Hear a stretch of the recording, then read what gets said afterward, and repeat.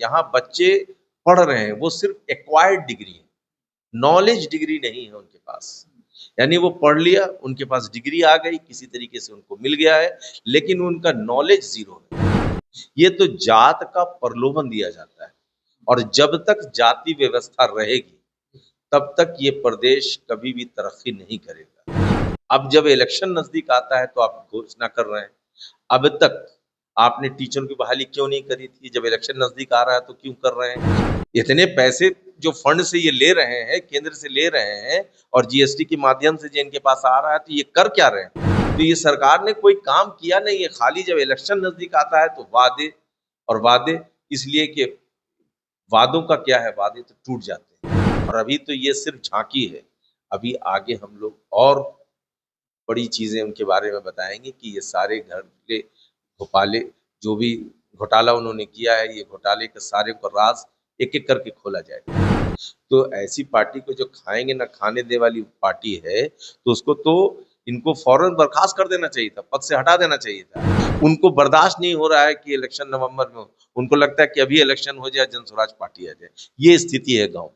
नमस्कार, सच एक्सप्रेस देख रहे हैं। मैं हूं आपके साथ संजीव सिंह। के बिहार विधानसभा चुनाव में महज कुछ ही महीने बचे हैं, लेकिन उससे पहले तमाम जो राजनीतिक पार्टियां हैं वो पूरी दमखम के साथ चुनावी तैयारी में जुट गई है, रणनीति तैयार कर रही है। और देखिए, घोषणा पर घोषणा भी मुख्यमंत्री नीतीश कुमार ने कर रहे हैं। साथ ही साथ नेता प्रतिपक्ष तेजस्वी यादव, राहुल गांधी बिहार में यात्रा कर रहे हैं। एसआर के मुद्दे को लेकर के सरकार पर हमलावर है, चुनाव आयोग पर आरोप लगा रहे हैं। तो वहीं देखिए, जनसुराज के जो सूत्रधार है प्रशांत किशोर, वो भी लगातार पद यात्रा कर रहे हैं।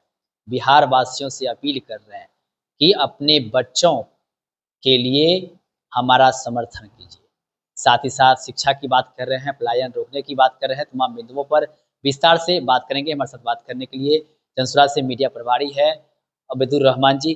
क्या कहिएगा? सबसे पहले तो बहुत बहुत स्वागत आपका। बहुत शुक्रिया। प्रशांत किशोर जी लगातार बिहार में पद यात्रा कर रहे हैं, कितनी सफलता मिल रही है?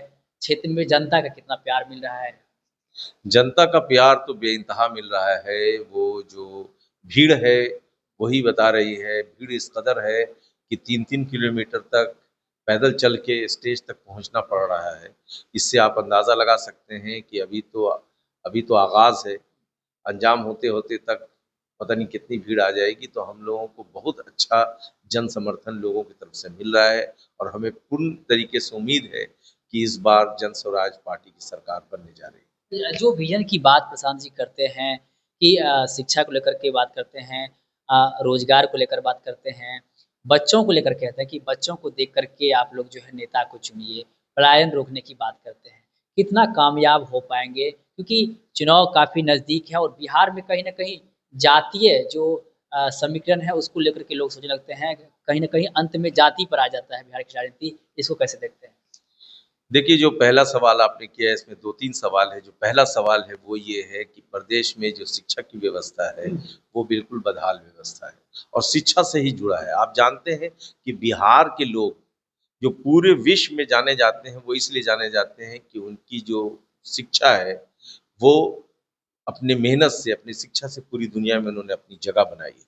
लेकिन अनफॉर्चुनेटली इसी प्रदेश में उनकी शिक्षा के लिए कुछ किया नहीं गया है।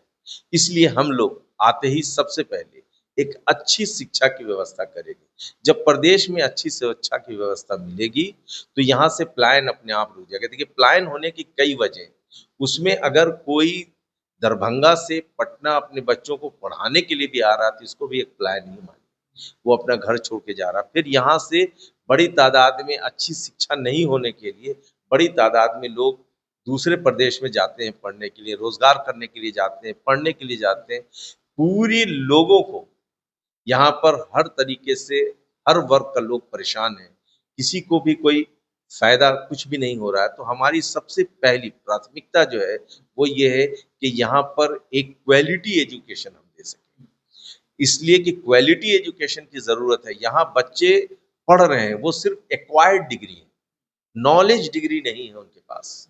यानी वो पढ़ लिया, उनके पास डिग्री आ गई, किसी तरीके से उनको मिल गया है, लेकिन उनका नॉलेज जीरो है। तो हमारी कोशिश है कि जब हम लोग आए तो उनको नॉलेज बेस्ड एजुकेशन दें, यानी ऐसा एजुकेशन जिससे वो खुद से कुछ बोलने की जरूरत नहीं पड़े। पूरी प्रदेश में उनका भी बड़ा योगदान होगा, अगर वो अच्छे से पढ़ लेंगे तो इस स्टेट को प्रोग्रेस कर। मुझे लगता है कि जनता आपकी बात को समझेगी, समझ रही है, जनता का रिस्पॉन्स मिल रहा है क्योंकि आप आपसे पहले भी आपने हमने आपसे सवाल किया कि बिहार में राजनीति जो है जाति पे अंत में आ जाती है, लोग जाति दे करके लोग वोट कर देते हैं, लेकिन लग रहा है कि बदलाव होगा, अब लोग समझ रहे हैं बात को, आपको लग रहा है? शिक्षा पाने के लिए कोई जाति की जरूरत नहीं।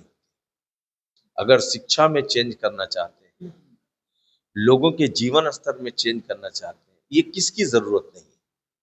ये तो जात का प्रलोभन दिया जाता है, और जब तक जाति व्यवस्था रहेगी तब तक ये प्रदेश कभी भी तरक्की नहीं करेगा।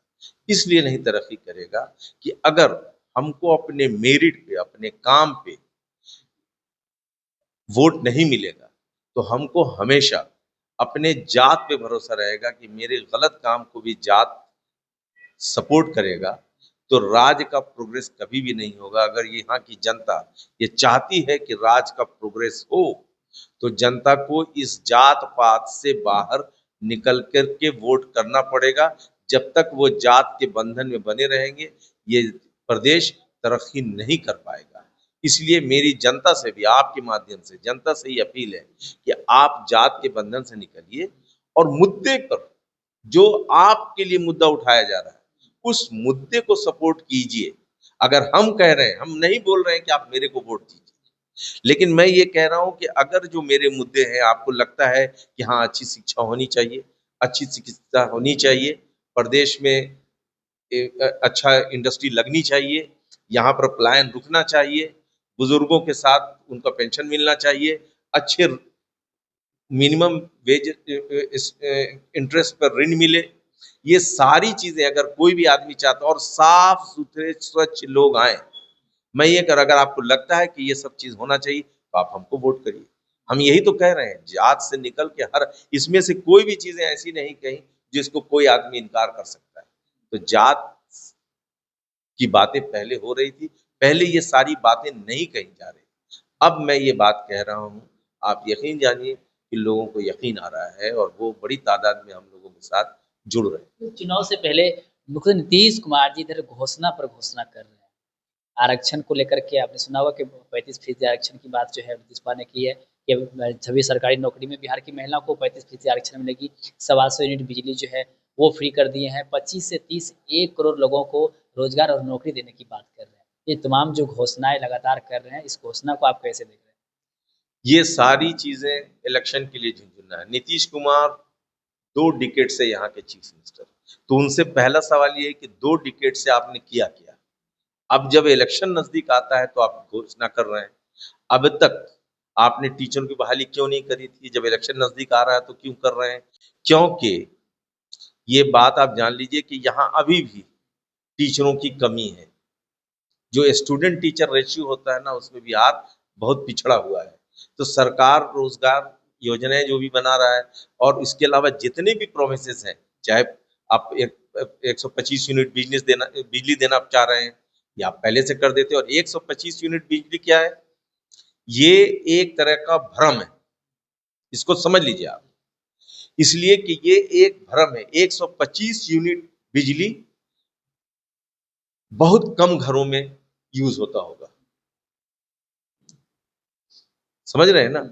उसके बाद ये क्या करेंगे, पीछे से स्मार्ट मीटर से लोग ऐसे ही परेशान, अब ये पीछे से टैरिफ बढ़ा देंगे। 125 यूनिट बिजली की बिल को सरकार घर से तो पैसा देती नहीं है ना, पैसा कहीं ना कहीं से मैनेज करके लाएगी, तो वो पहले आपका टैरिफ बढ़ा देगी।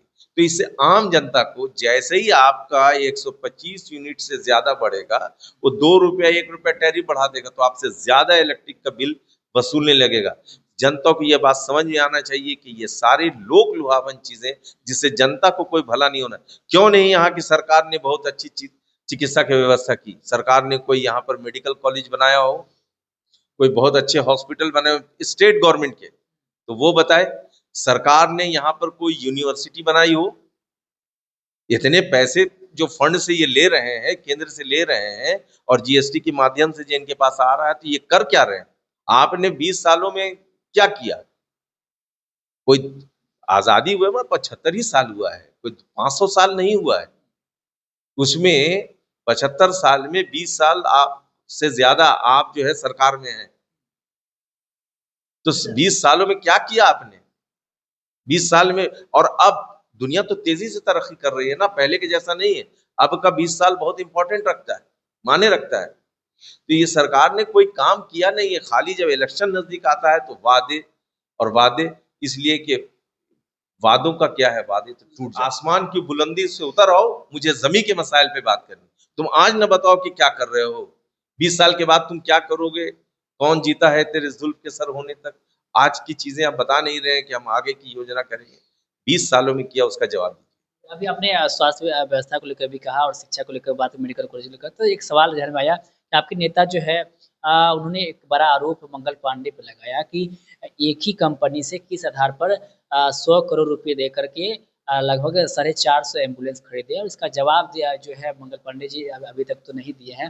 लेकिन क्या लग रहा है, जो आरोप जो लगा रहे हैं आपके नेता, इस आरोप में कितना दम है? इस आरोप में दम है, तभी तो वो जवाब नहीं दे रहे। पहली चीज तो यही है। दूसरी चीज ये कि उनसे पूछा गया था कि आपने किस आधार पे टाटा मोटर्स जैसी कंपनी का को डिस्क्वालीफाई करवा दिया, ठीक है ना, और दूसरी कंपनी उससे आपका क्या साठगांठ था, उससे किस साठगांठ के तहत, और क्यों जहां दूसरे प्रदेशों में उससे सस्ता खरीदा जा रहा है, आप उसको उसी चीज को ज्यादा दाम में एक ऐसी कंपनी जिसका मार्केट में ब्रांड वैल्यू भी ज्यादा नहीं है, उनके सर्विस सेंटर भी ज्यादा नहीं है, आपने ऐसी कंपनी को ये टेंडर क्यों दिया?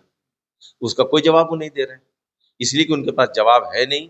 और अभी तो ये सिर्फ झांकी है, अभी आगे हम लोग और बड़ी चीजें उनके बारे में बताएंगे कि ये सारे घर के घोटाले, जो भी घोटाला उन्होंने किया है, ये घोटाले के सारे को राज एक एक करके खोला जाएगा। दिलीप जायसवाल पर भी आरोप लगाया कि एमजीएम कॉलेज जो है वहाँ पे अवैध रूप से कब्जा किए हुए हैं, भ्रष्टाचार को लेकर के भी आरोप लगाए हैं।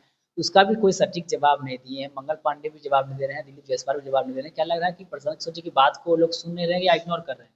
सबसे पहले तो बात यह है कि ये जो अपने दिलीप जायसवाल हैं, इनके बारे में मालूम है, सब लोग जानते हैं कि वो उसी कॉलेज में एक क्लर्क थे, उसी क्लर्क से वो एक उसके मालिक हो गए। तो उनको कौन सा ऐसा जादू जानते हैं भाई, जिससे वो ऐसा काम करते? ये उनके बारे में जो आरोप लगाया गया, वो तो कहीं जवाब भी नहीं दे रहे हैं। सबसे पहले तो बीजेपी पार्टी को जो कहती है कि ना खाएंगे ना खाने देंगे, तो ऐसी पार्टी को जो खाएंगे ना खाने दे वाली पार्टी है, तो उसको तो इनको फौरन बर्खास्त कर देना चाहिए था, पद से हटा देना चाहिए था। और अगर उनके अंदर नैतिकता होती तो पहले वो रिजाइन करते, अपने को क्लीन करके, क्योंकि बीजेपी यही कहती है, वो अपने को क्लीन करके पाक साफ होके आके कहते कि भाई मैं एकदम क्लीन हूँ, मेरे ऊपर जो इल्जाम लगाया गया है, आरोप लगाया गया, वो सारे गलत है, मैं सामने आकर के जवाब देना। तो वो तो अपने पद पे बने हुए हैं, जवाब दे नहीं रहे हैं, मीडिया से भाग रहे हैं। तो जवाब वही नहीं देता है जिसके पास सवाल का जवाब देने के लिए जवाब नहीं हो। आप जिससे पूछेंगे, हमसे पूछेंगे जितने सवाल, मैं सब सवालों का जवाब दूंगा, इसलिए कि मैं क्लीन हूँ। तो जो क्लीन है वो जवाब देगा, जो क्लीन नहीं रहेगा वो जवाब नहीं देगा। अंत में एक सवाल रहेगा कि आपने जो योजना की बात कही, सरकार की तरफ से जो चल रही है उसके बारे में भी आपने हमला किया, लेकिन आपका क्या ब्लूप्रिंट है? आप किस प्रकार से काम करेंगे? जनता आप पर किस प्रकार से विश्वास करे, किस प्रकार से भरोसा करे? रोजगार की जो आपने बात की, आपका क्या रोड मैप तैयार है युवाओं के लिए, आम वर्ग के जो लोग हैं, महिलाओं के लिए, सभी वर्ग के लिए आप किस प्रकार से उनके लिए काम करेंगे, कैसे विकास करेंगे? आपका क्या रोड मैप? हम लोग विकास करेंगे, और जो आप जनता की विश्वास की बात करें, ऑलरेडी जनता का विश्वास है। इस बार खदेड़ा होगा, खदेड़ दिए जाएंगे लीडर्स, इसलिए कि उन्होंने कोई काम नहीं किया है। जनता का इतना भरोसा, इतना प्रेम, इतनी बड़ी तादाद में जो लोग आ रहे हैं, वो हम लोगों को मिल रहा है। उससे ये लग रहा है कि अगली सरकार जन स्वराज पार्टी की बनेगी, और ये तमाम नेता जो हैं, जो लीडर हैं, जिन्होंने काम नहीं किया, ये सब खदेड़ दिए जाएंगे। और सिर्फ यही नहीं, जो हम लोग ने बात कही है, हम सिर्फ बातें नहीं कह रहे, हमने जितने प्रोमिसेस किए हैं 5, उस 5 प्रोमिस का लोगों के हाथ में एक परिवार लाभ कार्ड की शक्ल में एक गारंटी, परिवार लाभ गारंटी कार्ड उनके हाथ में पहले ही दे दिया है। उनका हक उनके हाथ में दे दिया। ये नहीं कि हमने सिर्फ सभाओं में ये बात कही है या हम इलेक्शन रैली में कोई बात कही है। हमने जो बातें कही हैं वो पब्लिक के हाथ में है। उनसे कह दिया है कि जब हम आएंगे तो ये आपकी जो प्रोमिसेस हैं इसको फौरन फुलफिल करेंगे। आप एटीएम कार्ड की तरह इसको यूज कीजिए और ये सरकार आते ही आपको करेगी, इसलिए कि कोई पहले करने की लोगों की नियत नहीं होती, इसलिए वो नियत नहीं थी, इसलिए किसी ने पब्लिक को ऐसा कार्ड दिया भी नहीं, ऐसे कोई पेपर दिया भी नहीं। अरे पेपर कौन देता है? वही देगा ना जिसके अंदर कॉन्फिडेंस होगा। तो हमारे अंदर कॉन्फिडेंस है, उनके मन में पाप है, इसलिए सिर्फ इलेक्शन रैली में बोलते हैं कि बाद में बोल देंगे जुमला था, इलेक्शन में बोला गया, इलेक्शन प्रॉमिस था, या हमने ऐसे नहीं कहा था, वैसे नहीं कहा था। हम तो आपको लिखित में दे दिया, अब इससे बढ़ के क्या होगा? जनता के हाथ में, जनता इसलिए बड़ी तादाद में गांव में जा रहे हैं, इतनी लोग लाइन लगा करके आते हैं, इतनी दुआएं देते हैं हम लोगों को और कहते हैं कि बहुआ जन स्वराज पार्टी आ जाएगा, जितना जल्दी हम लोग को उतना जल्दी भला होगा। उनको बर्दाश्त नहीं हो रहा है कि इलेक्शन नवंबर में हो, उनको लगता है कि अभी इलेक्शन हो जाए, जन स्वराज पार्टी आ जाए। ये स्थिति है गाँव। बहुत बहुत शुक्रिया। देखिए, तुम्हारे साथ बातचीत कर रहे थे जनसुराज के मीडिया प्रभारी हैं अबैदुर रहमान जी। उन्होंने साफ साफ कहा कि जनसुराज को जो विजन है उसको देखकर लोग काफ़ी प्रभावित हैं और हमसे जुड़ रहे हैं, लाइन लगा हुआ रहता है मुलाकात करने के लिए, देखने के लिए। हमारा जो विजन है उसको लेकर के भी उन्होंने बताया है। साथ ही साथ मुझे नीतीश कुमार जो घोषणा कर रहे हैं उसको लेकर के भी हमने बातचीत किया। साथ ही साथ जो आरोप लगाए जा रहे हैं मंगल पांडे पर, दिलीप जायसवाल पर, उसको लेकर के भी हमने विस्तार से बात किया। तमाम सवाल का जवाब देते हुए क्या कुछ कह रहे थे आपने खुद सुना है। आप भी अपनी राय प्रतिक्रिया हमें कमेंट बॉक्स के माध्यम से दे सकते हैं। आप सच एक्सप्रेस, आप सभी का बहुत बहुत धन्यवाद।